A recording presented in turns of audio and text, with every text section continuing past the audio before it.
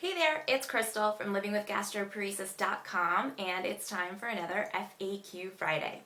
So lately I've been getting a lot of emails from people who have been recently diagnosed with gastroparesis, and they're asking for advice about getting started with a gastroparesis-friendly diet. Well, I do my best to answer every email that comes in. I get so many emails at this point that I really can't give an in-depth answer to those kinds of things in most cases. So I figured what I would do is make it the topic of this week's FAQ video. And that way it's a review for those of you who are already familiar with the gastroparesis-friendly diet, and it's a guide for those of you who are maybe new to this and still trying to figure out how to implement the gastroparesis-friendly diet.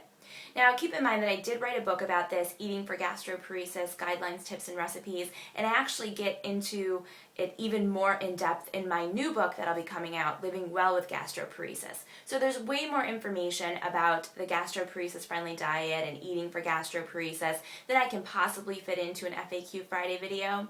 What I'm going to do is give you the 10 principles that I've come up with for eating for gastroparesis. So well, we'll only be able to go over each one briefly. It will at least give you a guideline or an outline for what makes up a gastroparesis-friendly diet and what the principles are when you're really trying to eat properly for gastroparesis management.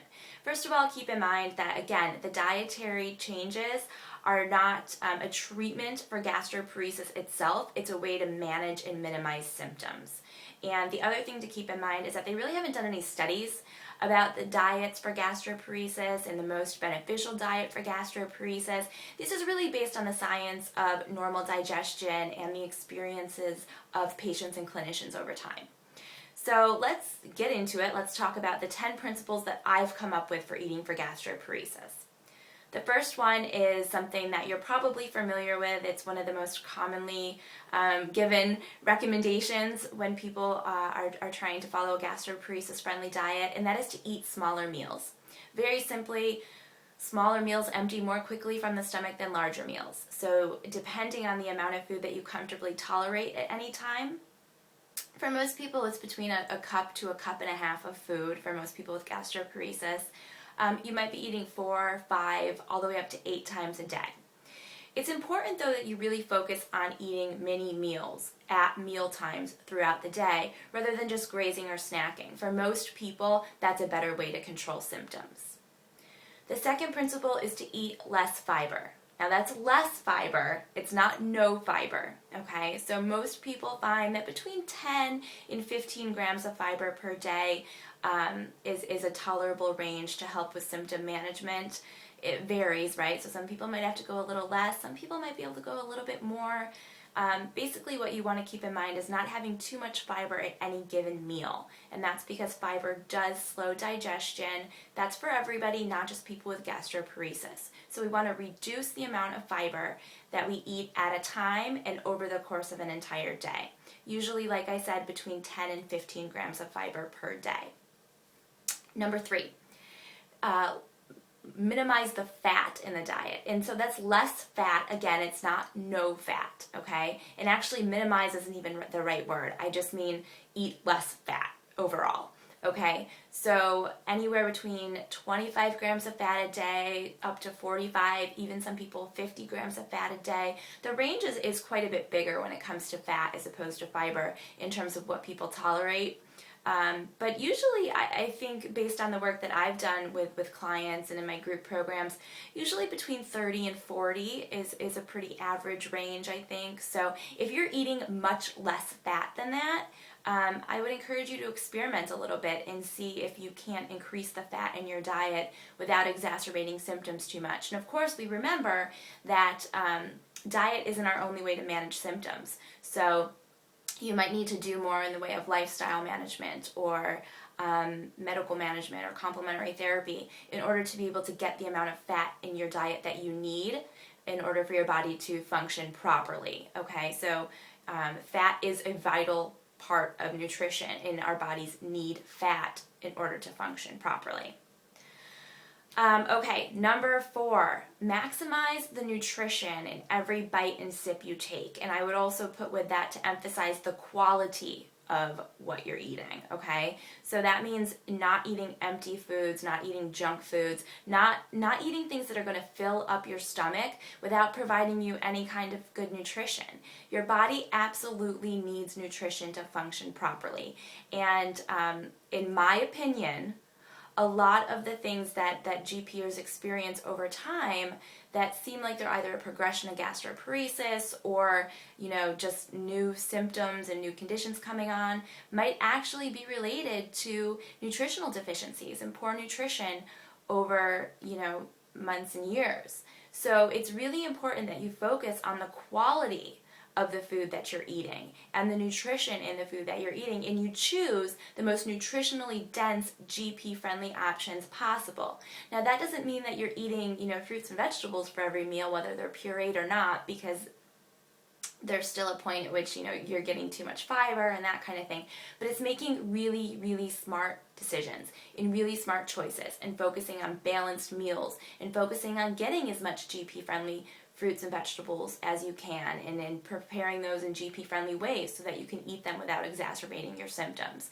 So, in the new book that's coming out, there's an entire section of the book on nutrition that basically goes really deep into this particular principle. But it's just something that I really encourage everyone to keep in mind, that the quality and the nutrition in your food really is important. Okay, number 5. Avoid foods that are hard to chew or have indigestible parts. Okay, so these are things that when you think about them, you can't really chew them completely. So things like seeds, nuts, husks, peels, corn, broccoli, popcorn, anything that you can't chew completely that's going to end up being like a solid particle in your stomach. Solid particles in the stomach will delay the digestion, and they also have the potential of forming basors. If you're not familiar with basors, basically it's a hardened mass of undigested food that can occur in the stomach. Now, it's not terribly common, okay? It only occurs in about 20% of people with gastroparesis. That's the number that I've heard most frequently. But you still want to minimize the things that are known to contribute to the formation of basors. So things like apple peels, potato skins, berries, coconut, Brussels sprouts, and you also want to avoid fiber supplements. Okay, number 6. Add nutrient-dense liquids and soft foods as necessary and as much as you can to boost the nutrition in your diet. So you can actually alternate, for instance, solid food meals with liquid or soft meals that are more nutritionally dense. Things like smoothies, pureed soups, pureed fruits and vegetables. Fresh juices are a fantastic way to get more phytonutrients into your diet and the benefits of fruits and vegetables without the fiber. So you really want to think about using liquids and soft foods as a supplement to the rest of your meals in order to maximize nutrition. And so for most people, a liquid diet isn't necessary long term, but liquids can have a really important place in the diet in terms of nutrition and weight management and things like that. So you want to use those wisely, and you want to focus on the nutrition in the drinks and the beverages, not just, calories or not just, drinking. Number 7, chew thoroughly. Now this sounds so simple, but it's so important, and it's something that a lot of us don't pay attention to. So our stomach has a couple of jobs. The first job is that it has to mechanically grind the food up to the point where it's small enough to be emptied. So we focus a lot on the emptying part, but sometimes we forget the grinding part. And we can help the stomach a great deal just by chewing our food better. The more we chew it, the closer to liquid we can get it in our mouth, the less work the stomach has to do to actually grind up that food. Now, chewing also starts the digestive process. It signals the stomach that food's coming, and there are enzymes in your saliva that start to break down the carbohydrates in your food. So chewing is important for a number of reasons, but I really encourage you to pay attention to how well you're chewing your food. Now, the next principle kind of ties into that, because chewing will also force you to slow down. And principle number 8 is to eat slowly, calmly and in a relaxed environment. And it's important for you to do all of these things. First of all, when we eat quickly, we're more likely to eat more than a GP-friendly portion. The portions are small to begin with, and so if we gobble it down, our brain hasn't really even had time to register that we've eaten. And we may continue to eat past the point of fullness, past the point where we would be able to manage our symptoms better. So eating slowly allows you to enjoy what you're eating a little bit more and really register the signals that you're getting from your body. Now, the reason it's important to eat calmly and in a relaxed environment is because what we actually talked about last week, I think it was, in FAQ Friday, was stress in gastroparesis.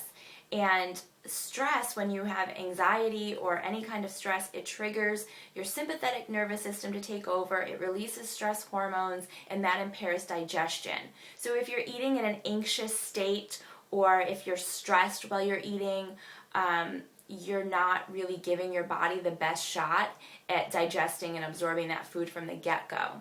And so you're more likely to notice symptoms if you're eating in that kind of stressed out state, or if you're anxious about what you're eating. Food-related anxiety is something that's quite common among people with gastroparesis. Again, something I address in depth in my new book. So it's really important that you do your best to slow down, take a deep breath, be as calm and relaxed as possible while you're eating your meals. And of course, like I said, chew them thoroughly. Okay, number 9 is to keep a food and symptom journal. And this is something that I think is really important. It can seem kind of tedious, it can seem like too much work, or like you have to pay too much attention to what you're eating, but you really don't. All you have to do is write down what you're eating, the time, approximate portion sizes, and then if you experience symptoms, the time and the kind of symptoms, okay? And so this is something you can keep over a couple of weeks. I've been keeping one on and off for several years. More important than that, though, actually what I like to track is what I call a symptom score. So every day when I'm using my food journal, I will give myself a symptom score for the day, between 1 and 5. And you can do whatever works for you. This is just something I made up. But 1 is a great day, no symptoms, like I forgot I even had gastroparesis, those are the really good days. 5 is a terrible day, symptomatic the whole day, just like didn't even want to get out of bed. And so you rate your day at the end of the day. You don't wait till the next day because you won't remember. Our memories are not nearly as good as we think they are. You rate yourself 1 to 5, not yourself, your symptoms, okay? You're rating your symptoms, 1 to 5 for the day. And what this allows you to do is really track your progress over time. Because sometimes it's hard for us to really figure out, are we getting better? Are we getting worse? Is this just a temporary flare-up? So by looking at your symptom score, you can actually just really easily track the progression of your symptoms over time. And this is really important when you start to put together your comprehensive symptom management plan, okay? When you start putting together the lifestyle piece and the medical management and the dietary modifications and the nutrition and the stress management, it really helps you to see how all of this stuff is working towards managing your symptoms. Lastly, number 10, do what works for you. For a lot of people, that's the absolute most frustrating principle there is, because people want a diet, they want instructions, they want the rules, they want to be told exactly what to eat in order to feel better. Unfortunately, gastroparesis is a really dynamic disorder, so it changes from day to day or from week to week in terms of the symptoms that you're experiencing. So you have to be flexible. You have to do what works for you at any given time. It also varies greatly from person to person, okay? So depending on the underlying cause, there are so many possible causes of gastroparesis, many of which we don't even know yet what they are. The severity of the symptoms ranges drastically. The severity of gastric emptying ranges drastically. And those two don't always correlate themselves. So you have to really do what works for you. And you have to think about what you hear from others as a place for experimentation and not a rule or not something that's going to necessarily work or not work for you. So these 10 guidelines, these 10 principles are really things to get you started with experimenting and finding a diet that works best for you. Like I said, this is just kind of the tip of the iceberg. I definitely encourage you for more information to check out Eating for Gastroparesis, and certainly when the new book, Living Well with Gastroparesis, is out, you will find a ton of information in there that really goes deeper into all of these principles. So hopefully this was helpful. If you liked it, please click the like button, share it with others. You can come on over to my Facebook page if you want to talk about this video. It's facebook.com/livingwithgastroparesis. And if you're not on the mailing list, you can sign up either on the Facebook page or at livingwithgastroparesis.com, and that way you'll get the monthly newsletters with tips and recipes for managing gastroparesis, and you'll also be notified when the new book is released. So hopefully this was helpful, and I will see you next week for another FAQ Friday.